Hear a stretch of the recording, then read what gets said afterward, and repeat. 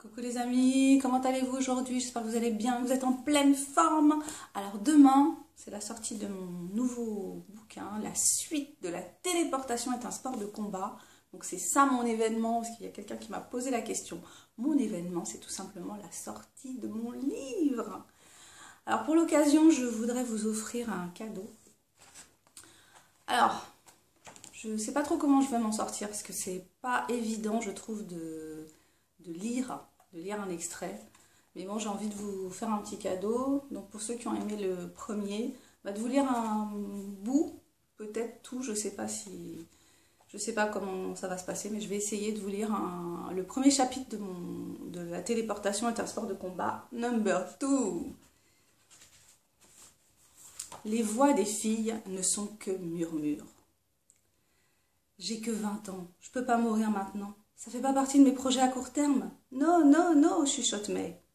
Elles se sont prises par la main, se broient les phalanges, parvenues à un stade où la violence du choc psychologique est telle qu'elles ne ressentent plus la douleur. Elles se tiennent, tremblantes, devant les deux animaux monstrueux. Le contact physique est un rempart inconscient, une façon de se transmettre de la force, du courage, de partager la terreur. Elles se tiennent par la main et forment une entité. En cet instant, destin entremêlé, Inès, May et Nour sont une seule et même personne. Elles n'oublieront pas ce moment de fusion, de communion totale dans l'effroi. Elles sont en vie avec la conscience insupportable d'être au bord de la désintégration.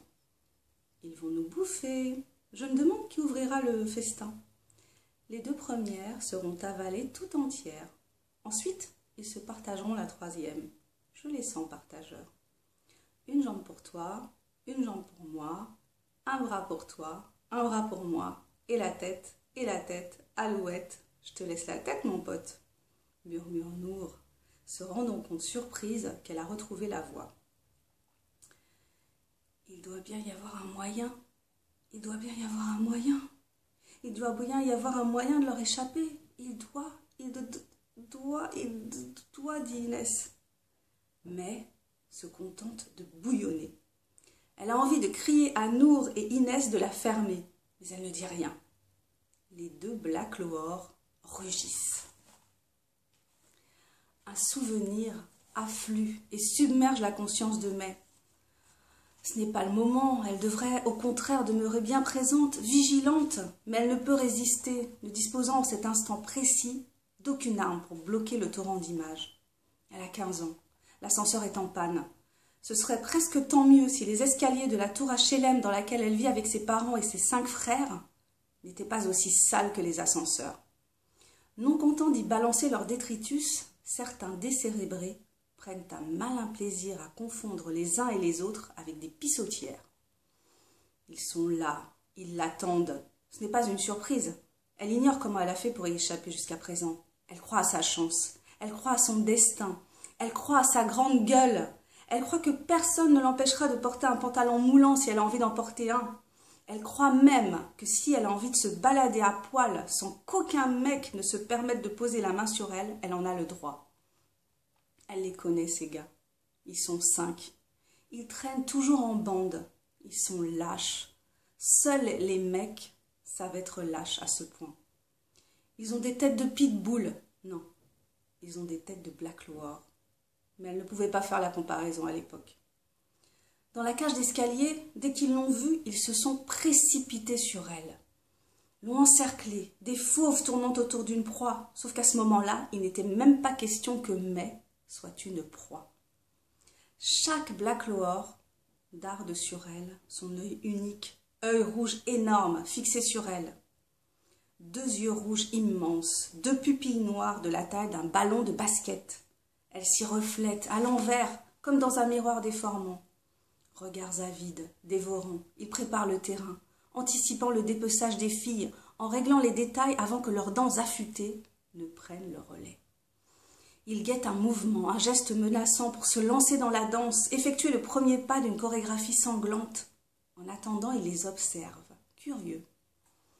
3 petites créatures étranges. Ils n'en ont pas vu de la sorte depuis quelque temps déjà, mais ils se souviennent.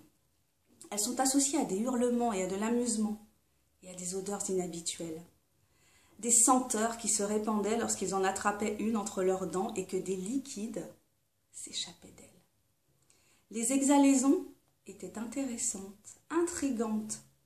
Dans leur cerveau, elles sont associées à des courses folles dans l'immensité désertique et à des rencontres avec leurs congénères.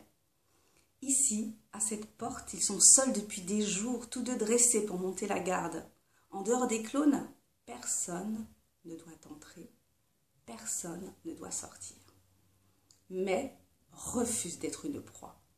Elle se souvient que la dernière fois qu'elle a vu un Black Lord d'aussi près, elle s'est évanouie. Elle a perdu le contrôle. Elle s'est laissée envahir par la peur. L'horreur a été la plus forte et l'a terrassée. Elle est devenue sa victime consentante. Depuis un mois qu'elles sont sur cette planète, depuis un mois qu'elle a été arrachée à son quotidien de fille qui déchire tout, il s'en est passé des choses dans sa tête. Mais a suivi une formation dans l'hôtellerie-restauration. Travaillant dans un restaurant gastronomique, elle était une serveuse irréprochable, avec une jupe qui lui arrivait juste au-dessus du genou. À partir du vendredi soir et durant le week-end, elle officiait dans une boîte de nuit branchée où elle se targuait d'être la barmaid la plus sexy de la capitale, mettant une ambiance folle et chauffant la salle avec un talent inégalable. Depuis qu'elle avait reçu son bracelet du mystérieux colosse noir alors qu'elle rentrait chez elle après une nuit de travail intense, elle se réjouissait chaque jour de pouvoir voyager à sa guise et gratos. 2 de ses mots préférés, voyager et gratos. Adepte du gratuit, elle ne s'était pas privée. Elle allait sur Google Maps pour identifier une destination, en faire le tour de manière virtuelle, puis quand elle se sentait parée, elle se lançait, seule ou en compagnie, selon son humeur. La téléportation fonctionnait très bien en tandem, mais s'avérait impossible à plus de 2 personnes. Si elle était de bon poil, elle faisait profiter de l'aubaine à sa petite bande d'amis, aux cheveux aussi décolorés que les siens, aussi colorés que les siens. Sa vie la satisfaisait d'autant plus que son nouveau petit copain capverdien, couvert de tatouages et de piercings, dérangeait ses parents, juste ce qu'il fallait. Elle était qui elle était, sans concession, s'imposant chaque jour davantage au reste du monde. Elle avait soif d'être connue et reconnue, à la fois insupportable et terriblement attachante. Elle ne s'est pas pardonnée de s'être évanouie. Elle s'en veut encore de sa faiblesse. Cet évanouissement casse l'image de force et de puissance qu'elle pensait imposer à autrui et à elle-même. Cela l'a révoltée de se découvrir si fragile, si peureuse. La honte. Elle a une revanche à prendre sur ces sales bêtes. Elles l'ont poussée dans ses retranchements, l'ont forcée à dévoiler sa faiblesse dans ce qu'elle a de plus intolérable. Elle s'est évanouie, putain. Cela ne peut pas lui arriver de nouveau, hors de question. Pas après ce qu'elle a vécu, pas après ses jours infernaux à la mine, pas après avoir enduré les douleurs provoquées par les coupures infligées à ses mains par le cristal. Pas après avoir subi l'épreuve du remonte-temps et la sensation de dépersonnalisation qu'il provoque. Pas après tous ces jours durant lesquels se sont entremêlés dans un magma confus, frustration, horreur, angoisse, solitude et tristesse. Ce qui ne me tue pas me rend plus fort, a dit elle ne sait plus qui. Elle est plus forte aujourd'hui que lorsqu'elle est arrivée sur cette planète hostile. Plus forte. Elle est plus forte. Plus forte. Je suis plus forte et je n'ai pas peur. Je n'ai plus peur. Putain de bordel de merde. Inès et Nour voient la scène se dérouler à l'envers et au ralenti dans les yeux des Black Lords, floutés par la fine pellicule d'humidité qui imprègne leur globe oculaire. Elles voient leur compagne agir de manière inconsidérée et voudraient lui hurler d'arrêter, de ne pas bouger, qu'il est urgent de ne rien faire, mais cela leur est physiquement impossible. Elles sont paralysées. Elles voient mais, elles l'entendent. Elle a lâché leurs mains. Elles ont tenté de s'accrocher aux siennes sans trop savoir pourquoi, juste pour se rassurer, pour continuer à avoir l'impression d'être unies, de trois de ne faire qu'une. Mais les a lâchées. Elle s'est libérée d'elle, est redevenue autonome, déterminée. Elle est telle qu'Inès l'a vue la première fois. Grande gueule, battante, inconsciente et sûre d'elle a donné envie de la tabasser, blindée de certitude car blindée de colère. Protectrice, elle la couvre des yeux avant que les monstres ne la dévorent, ce qui ne saurait tarder. Mais ne parle pas qu'avec les mains. Tout son corps s'exprime. Elle l'entend, elle hurle, elle invente des mots sales, elle est créative. Avec sa voix, elle heurte les animaux, les martèle, les cogne avec sa rage, leur enfonce sa colère dans le crâne, déchire leurs flancs à grands coups de violence verbale. Son instinct lui a soufflé la meilleure des stratégies. Dans la cage d'escalier, elle avait hurlé ainsi, elle s'était battue, et elle s'était déchaînée, avait surpris les garçons. Ils s'attendaient à de la soumission et avaient trouvé de la résistance. Pas une petite résistance. Elle a 5 frères et ces crétins avaient oublié ce petit détail. Aussi loin qu'elle s'en souvienne, elle s'est toujours battue avec ses frères.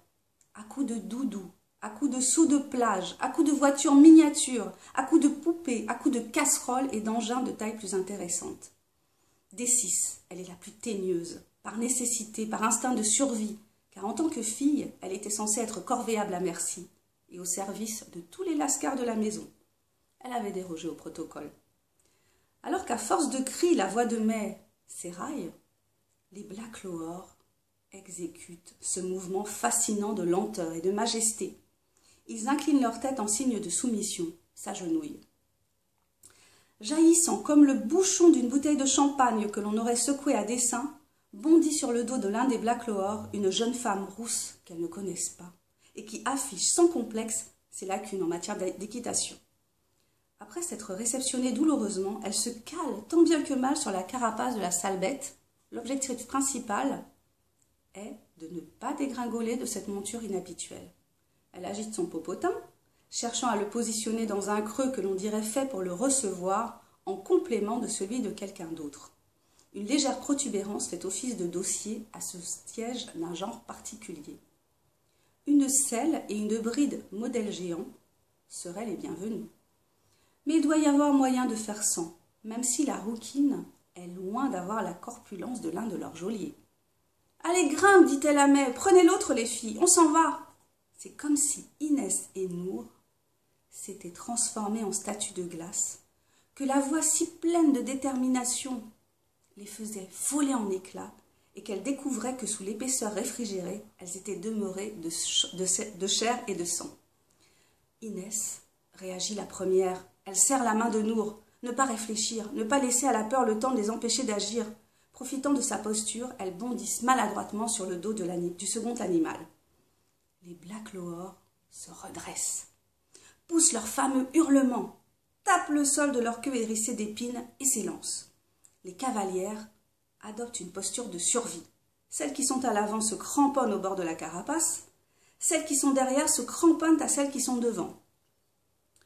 Il n'était pas prévu que les animaux prennent l'initiative de leur faire découvrir le pays. Inès n'avait arrêté aucun plan, mais elle n'avait pas envisagé de se retrouver à cheval sur le dos d'un Black Lower et de foncer ainsi à travers ces terres arides. Les animaux dégagent une odeur âcre qui ferait presque penser à de l'ammoniac. Vu d'en haut, ce monde prend une autre dimension. Elles ne savent absolument pas où elles vont. Elles espèrent que les monstres ne les feront pas tourner en rond. Elles se demandent où ils les conduisent, si elles n'auraient pas mieux fait de rebrousser chemin, de faire volte-face dans les dédales de la termitière, demeurant ainsi en terrain ennemi mais connu.